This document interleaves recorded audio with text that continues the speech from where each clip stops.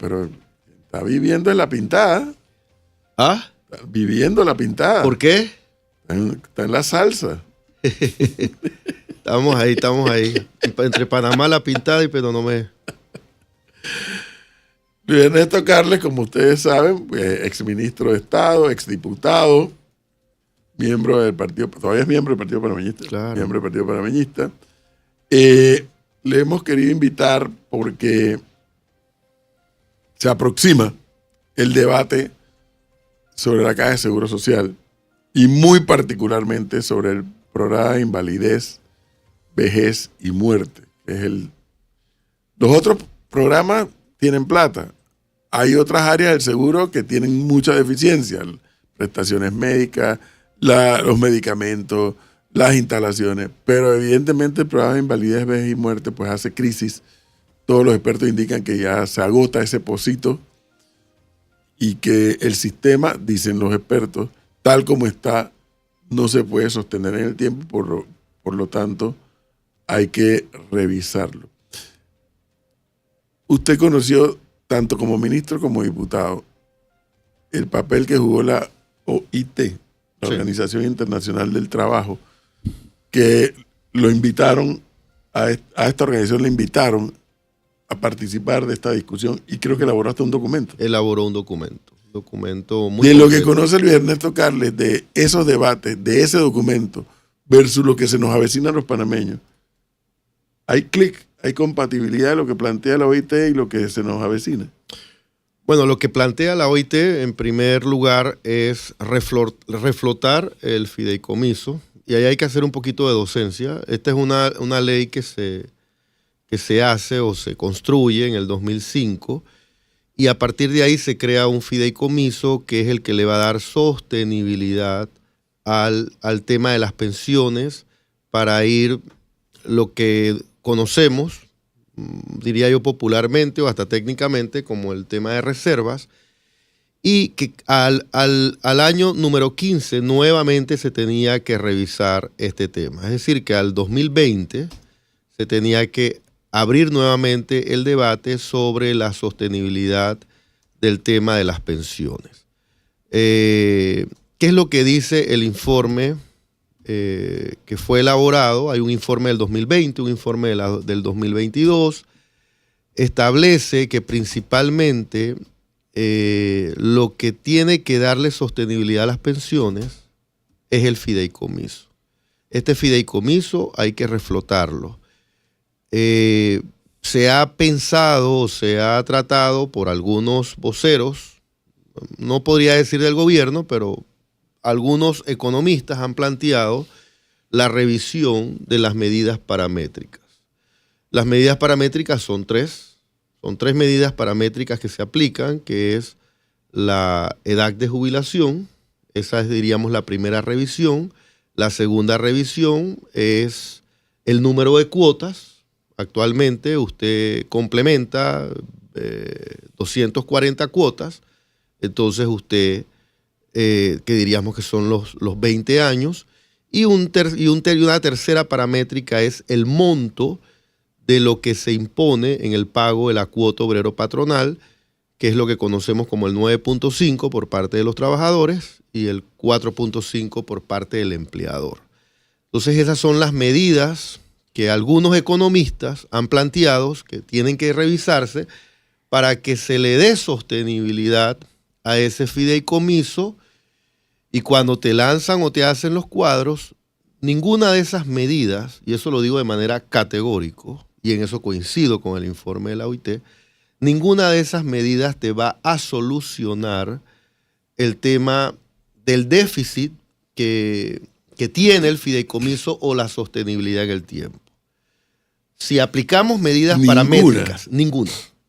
Wow. Te la va a solucionar hasta el 2040, al 2042, 2045, depende cómo la apliques.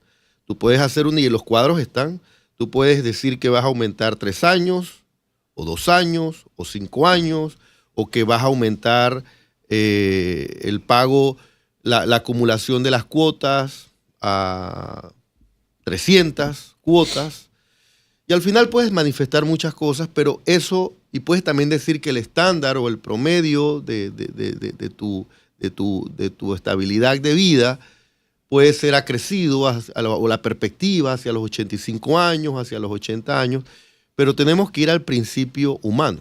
O sea, el principio humano de una pensión es que yo trabajo un tiempo determinado y en ese tiempo determinado yo aunque parezca filosófico, pero así lo dice el principio fundamental de la OIT, que yo necesito tener un retiro feliz. Es decir, que yo puedo estar 15 o 20 años viviendo de mi pensión y a nadie vamos a pensar que porque tú vas a vivir hasta los 85 años, entonces yo tengo que trabajar hasta los 85 años. Porque acumular 30 cuotas es trabajar 30 años. Y si una persona empieza a trabajar a los 35 años, eso es a los 65 años. Y también tenemos que entender que bien como se establece en los estudios, no todos trabajan de manera permanente. Pueda que una mujer que trabaje en una actividad de comercio trabaje 3 años, después trabaje 1 año y después deje de trabajar 3 años o 2 años y al final acumular 30 años o 25 años resultaría mucho más difícil. Entonces, ¿qué es lo que se propone? Yo creo que lo que tiene que conjugarse aquí es un número determinado de variables que puedan empezar a reflotar ese fideicomiso. La ley 51, en el artículo 101, por ejemplo, establece que de todas las concesiones de las fibras ópticas iba a ir el 10% al fideicomiso. Eso nunca pasó. Y ahí empiezan los problemas. Un problema... ¿Por qué no pasó? Bueno, nunca se transfirieron. No, pero usted y yo vivimos en este país. Bueno, entonces ahí es donde viene cuando un gobierno... Yo le voy a poner un caso típico de este país nuestro. En la administración Endara, en contra de la voluntad de la administración Endara y el ejecutivo de Endara, se aprobó la ley Colón Puerto Libre. Tuvo que esperar 20, no sé cuánto, 30 años para Varela desempolvar eso y ejecutar Colón Puerto Libre. Por eso. O sea, la ley estaba ahí, sí, pero ningún gobierno la ejecutó. Sí, pero... o sea, en este caso de las concesiones de fibra óptica... Existe. Lo que le quiero llevar es que, como empieza el informe y el estudio, es que hay que buscar fuentes de financiamiento a ese fideicomiso. Lo que me tiene nervioso es que estoy escuchando a Luis Ernesto Carles tiene los mismos argumentos que Suntrack. Países. No son los mismos argumentos que el Suntrack, ni son los mismos argumentos de... Ese es parte del prejuicio. Pero entonces usted está dispuesto a subir impuestos. Porque ¿dónde vamos a sacar la plata? Yo te voy a enumerar cuáles son las propuestas. Por ejemplo, porque es que eso es lo que han hecho otros países. Los otros países, el mismo Estado logra financiar o estabilizar, porque lo que tenemos que buscar, profesor, es estabilizar el fideicomiso. Y la estabilización implica una inversión entre 700 y 800 millones de dólares. Y si usted hace algún ajuste a las paramétricas, no es que el año 2000, en marzo del 2025 esto se va a estabilizar, o en febrero del 2026 esto se va a estabilizar. Tú tienes que buscar una base de un fondo que te sirva para que puedas tener una sostenibilidad hacia el año 2060. ¿Y de dónde sale esa plata? Bueno, vamos a empezar a enumerar, porque las recomendaciones están. Yo te puedo explicar lo que se recomienda. Y yo creo que, como lo dijo un economista, creo que fue La Torraca, escuché un planteamiento de él, escuché también el planteamiento del ministro de Economía y Finanzas, hay que juntar todas las variables posibles y aplicarlas, porque lo único que le da sostenibilidad al pago de las pensiones es el fideicomiso. Entonces, lo primero es revisar las concesiones. Si hace poco se iba a establecer el tema minero establecía un pago directo hacia el fideicomiso. Bueno, eso se decretó inconstitucional, pero ¿qué significa eso?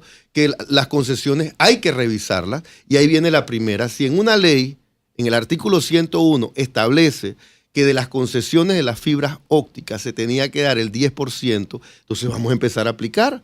Vamos a ver las concesiones de las telefónicas, de todas las concesiones que se han dado.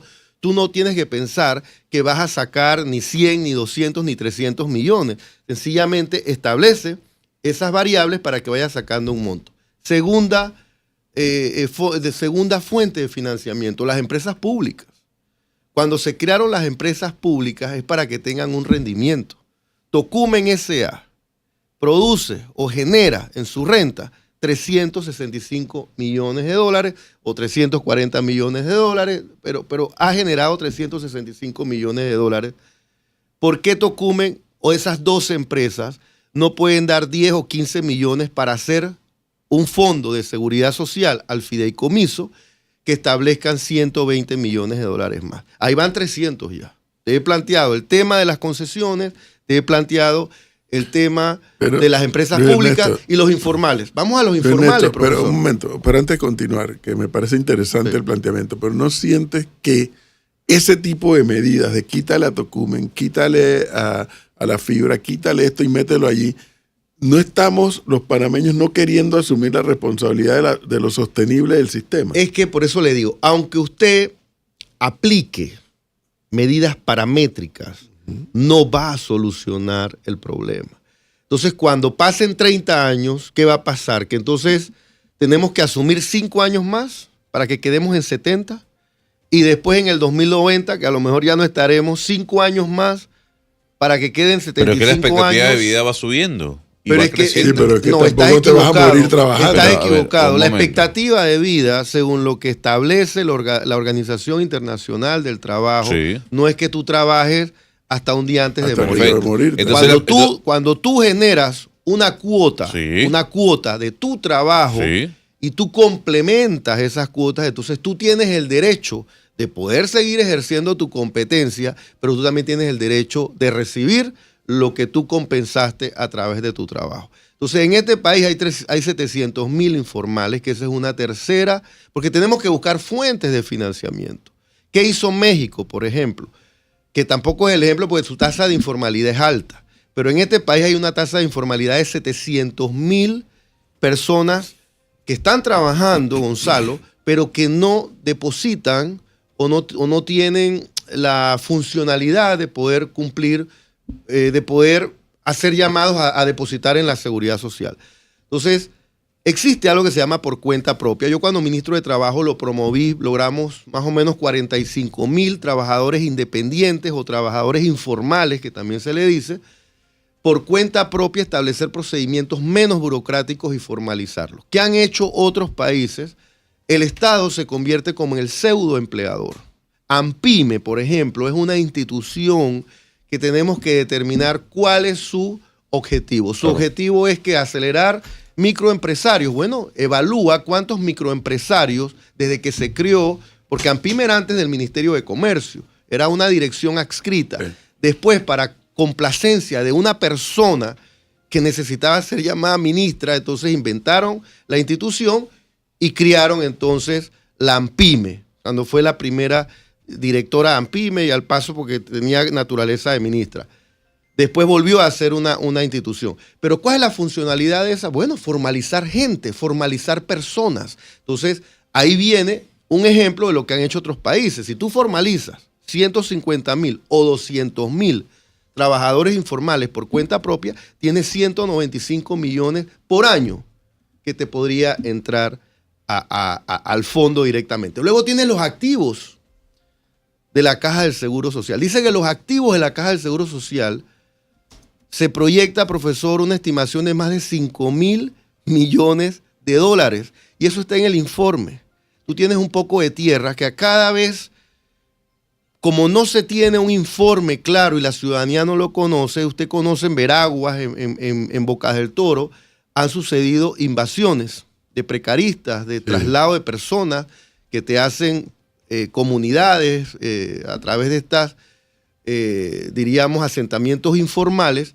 Entonces tenemos esos activos allí, pero no los rentabilizamos, no los usamos, no hacemos una venta que valga la pena, y ahí podrías tener otro colchón para que ese fondo pueda tener sostenibilidad. No podemos estar pensando que cada año, por ley, le estamos quitando plata al fondo y entonces como la ley establece ya no le puedes quitar más, porque no es que la caja está ahorita 0,0, sino que lo que te permite la ley no le puedes sacar más, porque si le sacas más vas a fletar o vas a flatear,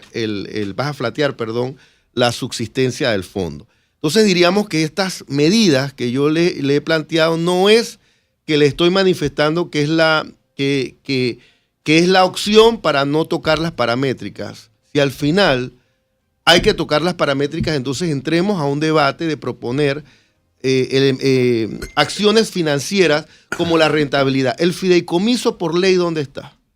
En el Banco Nacional de Panamá. ¿Cuánto es el interés de ese fideicomiso? 1.5%, 2%. Entonces, cuando el Estado vende los bonos a bancos, a organismos o prestatarios internacionales, entonces los vende a 3.5 y 4.5%. Entonces, los efectos de rentabilidad pueden surtir resultados positivos siempre y cuando se puedan establecer mecanismos para ese objetivo. La afiliación, ahí el informe redacta de manera clara la debilidad en la afiliación de cotizantes, la debilidad en la recaudación, la omisión del pago de la cuota obrero patronal de empleadores, 395 millones de dólares es lo que se le adeuda a la Caja del Seguro Social o a este fondo por parte de empleadores. Paremos allí. Y el Estado, imagínense que el Estado demora para transferir lo que trabajan los funcionarios públicos, que es una planilla de más de 300.000 trabajadores formales, resulta ser que no se hacen las transferencias a tiempo. Entonces diríamos que son varios elementos, Gonzalo, que si se logran accionar o corregir a través del nuevo director, que es un experto en temas numéricos, financieros, creo que podríamos entonces entrar a un debate más objetivo y ver lo paramétrico, pero no dejando de ver también las otras opciones financieras. ¿El jubilado debe seguir trabajando? Bueno, la Corte... eso entra a un debate que nos salimos del tema. Yo fui uno de los diputados que presenté una ley donde se establecía, como más o menos lo tiene la ACP, que la ACP después que tú llegas a tu edad de jubilación te da un tiempo y después tú llegas, diríamos, a una jubilación negociada, pues un retiro negociado. Y después la Corte sí. La Corte entonces no me den la excusa de que la gente trabaja toda su vida. Que tú puedes seguir trabajando. Pero que tú quieres que se jubilen 2 años antes que se mueran. Por eso es que la jubilación, o sea, la Corte determinó que tú puedes seguir trabajando y determinó que, acuérdate que tu derecho de haber pagado tus cuotas es tu derecho a tu jubilación y a tu pensión. Eso no tiene nada que ver con el derecho que tú tienes también a recibir una pensión por tu edad, porque la ley te lo da o te lo protege, tu derecho, pero tú también puedes seguir trabajando. Es lo que ha determinado la Corte Suprema de Justicia. Ahora, don Luis Ernesto Carles. Así es que mis propuestas se parecen a la... Profesor, lo que pasa es que es el derecho, el derecho de los trabajadores también es un derecho puro. Un momento. Es que no escucho, ni siquiera usted mismo, que conoce también varios de las ópticas del debate por la experiencia que hoy por hoy acumula, no escucho a nadie decir, oye, ¿y por qué no hacemos fondos de inversión como hacen los gringos y los canadienses y los ingleses? Pero es que aquí partimos de la base que se va a robar la plata. Sí, Porque yo les digo, yo no estoy de acuerdo a agarrar plata del canal y metérselo a IBM. Agarrar plata de Tocuba y metérselo a IBM. Entonces, si hacemos eso porque el sistema no funciona. Bueno, por lo mismo... Yo le llamaría, usted le llama un fondo de inversión, no importa cómo le llamamos, fondo de seguridad social podría llamarse, pero ya está, profesor. Está por ley el fideicomiso, pero imagínese que cuando se hizo la ley 51 en el 2005, se determinó que los fondos solamente pueden ser depositados en el Banco Nacional. Entonces, pero es ahí donde viene el debate. La discusión no puede centrarse única y exclusivamente en el tema paramétrico. La discusión tiene que centrarse. Pero no quieren hablar de inversión de fondos. Por eso, pero entonces hay que llevar... Mira el planteamiento que yo he traído hoy. ¿Por qué los fondos que están depositados en el Banco Nacional? Porque es que habrá que hacer varias herramientas jurídicas. Hay que establecer que la ley diga en cuánto puede ser negociado esos fondos. Es más, profesor, si el tema es desconfianza, entonces que se cree el Fondo de Seguridad Social administrado por una junta ad honorem, porque no todo en este país tiene que pagarse, por una junta que pueda administrar. Hasta la misma junta actuarial que está en la Caja del Seguro Social no tiene autonomía ni tiene independencia. Entonces, esas son otras debilidades que cuando se estudia el tema, se dice, pero es que el planteamiento numérico que nos da la Caja del Seguro Social no es el correcto y vamos entonces a estimar otras alternativas. Entonces, y yo le reitero categóricamente, aunque se afecten o se revisen las medidas paramétricas que ya le expliqué, que son 3, no necesariamente va a solucionar el problema. Lo podrá solucionar 10 años, lo podrá solucionar 15 años, pero entre más sacrificio vamos a preguntarle al señor si está de acuerdo, si se alinea con este planteamiento. Oye, la semana pasada hablamos con alguien de CONUSI, si no me equivoco, profesor. Sí. Y él decía, una de las soluciones es aumentar el salario del trabajador. ¿Usted está de acuerdo con eso? Entre más, bueno, todos los trabajadores aspiran a tener un mejor salario.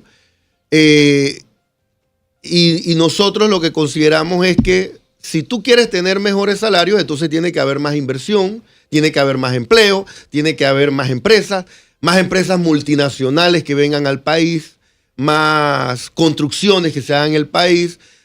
Mira, cuando se construyó, el mejor momento que ha tenido Panamá en crecimiento, Gonzalo, no cualquier economía te crece dos dígitos. Entonces, el mejor momento que tuvo Panamá fue cuando estuvo la ampliación del canal y la construcción de la línea 1 del metro. Solo esas 2 obras te daban más de 50,000 empleos directos. Entonces, cuando tú traduces eso, por supuesto que eso es un elemento de bonanza. Y todos esos trabajadores formales depositan en la Caja del Seguro Social. Entonces, nosotros hemos perdido en empleos formales más o menos 45,000 empleos. Pensar que 1.5%, cuando tú lo llevas a la métrica de cuántas personas significa eso más o menos, es que has dejado de cotizar 45,000 personas que podemos pensar por las razones que sean, por la pandemia, por muchas razones. Yo le llamo porque Panamá no está proyectando seguridad jurídica para las inversiones. Eso no lo estoy diciendo yo solamente, lo han dicho muchas personas.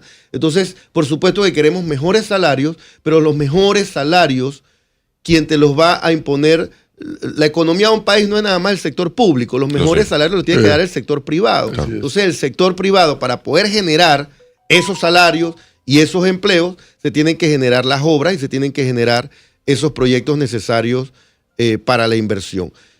Bueno, entonces, mientras sigamos como sociedad con ese escepticismo y desconfiando de todo lo que sea tocar los dineros públicos, porque partimos de la base que se los van a robar, yo sí le digo una cosa, yo nunca voy a poder estar de acuerdo con sacar plata de un bolsillo para metérselo al otro. Yo lo único que le digo, profesor, es que el presidente Mulino sí ha tenido la intención, ha caracterizado el problema, veo que tiene la intención de establecer este diálogo. Para mí deben de ser diálogos rápidos, porque al final aquí el tema es el IBM, aquí no hay que venir a hablar de otros temas. Por supuesto que los servicios de salud, todos esos temas, el medicamento, todo eso tiene que tratar de solucionarse, para eso hay un nuevo director, pero yo creo que el tema real, más profundo, es el tema del IBM, y soy muy pragmático en ese tema al manifestar que las razones pueden ser todas las que conocemos, pero que hay un número determinado de variables, todas financieras, que si se conjugan o se establecen la conexión de una con la otra, podemos estimar que eso va a ayudar a flotar o a reflotar el fideicomiso, lo necesario, que son 700, 800 millones de dólares anuales, y aunado a eso, entonces se puede establecer alguna medida paramétrica que no sea, que signifique un sacrificio tan grande para los trabajadores. Bueno, entonces esto apenas comienza y vamos a ver de qué más va a tratar. Oiga. Así lo va a dejar así sin preguntarle por el partido. El partido panameñista. ¿Qué? El partido panameñista está en coma. Ustedes se están autodestruyendo, en estado comatoso. No, yo estoy activo. Curioso, no por culpa de la membresía, sino por culpa de los 8 diputados. No, yo sí le voy a manifestar, yo voy a estar activo en temas nacionales. No planteo lo que estoy planteando por ser panameñista, pero sí hay una corriente importante nuestra, porque usted sabe que nosotros fuimos, como partido, fuimos los que fundamos esta institución, pero sí van a venir temas importantes donde hay que establecer puntos de vista, y yo creo que la bancada en este sentido tiene que tomar criterio propio y tiene que establecer planteamientos claros sobre no solo el tema del IBM, sino sobre otros temas que vayan a venir, y cuando se necesite, porque creo que estamos como en estos 100 días todavía, ser oposición cuando hay que ser oposición. Yo, por ejemplo, siempre me opuse a los nuevos corregimientos de Benicio Robinson, siempre me opuse al interés de reformar el Tribunal Electoral o las reformas últimas que quisieron hacer a la ley electoral. Entonces esos planteamientos tienen consecuencias. Tienen consecuencias. Al final yo fui opositor en mis planteamientos a la forma de gobernar de ese partido, y en mi circuito tuvo la consecuencia. Así es que la bandera se la dieron a otra persona, y al final una persona que va postulada por 5 partidos, ahí estuvo el resultado. Pero ahí fíjese que el Partido Panameñista y los diputados publicaron una carta diciendo que ellos entendieron el mensaje del 5 de mayo, y cuando uno ve el actuar, lo que vemos de los diputados panameñistas en la Asamblea es todo lo contrario a la carta que publicaron, ¿no? Mira, yo creo que tú tienes que expresar lo que tú eres, o tú no eres dirigente o líder político por estar en la Asamblea. Tú eres dirigente y líder político por tu trayectoria, por tus planteamientos, y yo sí creo que el cargo no es lo que te va a determinar si puedes manifestarte de una forma o de otra forma. Y todo tiene su consecuencia. El hecho que ganes o pierdas una elección, eso no te determina que tengas una vigencia política. El Partido Panameñista perdió una elección, pero es el segundo partido con más autoridades locales a nivel nacional, entre representantes y alcaldes. Y bueno, tiene que redefinir una composición interna de su junta directiva, de su directorio. Don Luis Ernesto Carles, el PRD es el partido que tiene más alcaldes, más representantes. Ahí sacaron un cuadro, me imagino, para auto estimularse. De nada le sirve todo eso si no hay conducción. Sí, de nada sirve. Mucha gente de nada sirve si no hay conducción y no hay discurso. Bueno, y el discurso tiene que ser consecuente. ¿Hacia dónde quieren ir? Es la pregunta. Y esa pregunta parece que al día de hoy ni el PRD ni el panameñismo pueden articular una respuesta. ¿Hacia dónde quieren ir? Está usted muy en lo correcto. Usted puede entender que hay personas o figuras del partido que están en una posición dentro del gobierno o en posiciones dentro del gobierno. Yo siempre recuerdo en un pasado el liderazgo que centró la expresidenta Moscoso o el expresidente Varela fue precisamente sobre temas muy puntuales y distanciamientos que en su momento tuvieron con la Asamblea, cuando en cierta manera no respondían a esos planteamientos sociales que se cuestionaban. Por eso le digo, profesor, estamos empezando todavía la redefinición, como usted dice, o la conducción que hay que establecer hacia el futuro del partido es un tema que se ha replanteado de manera interna y se establecerá esa hoja de ruta para que esa conducción sea una conducción vertical y que pueda conectarse con esos planteamientos que la gente espera. Y por eso le digo, mi intervención en cuanto al IBM, en cuanto a este tema, porque este tema a mí me encanta, yo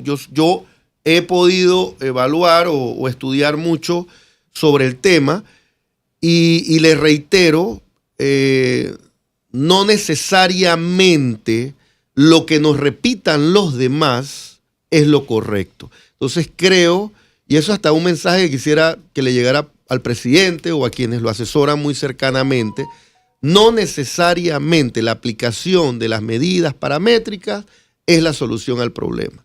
La solución al problema es la articulación de un conjunto de variables financieras que pueden ayudar o Bien. coadyuvar a que este tema del IBM tenga sostenibilidad en el tiempo. Don Luis Ernesto Carles, muchas gracias por darnos este tiempo, muy amable.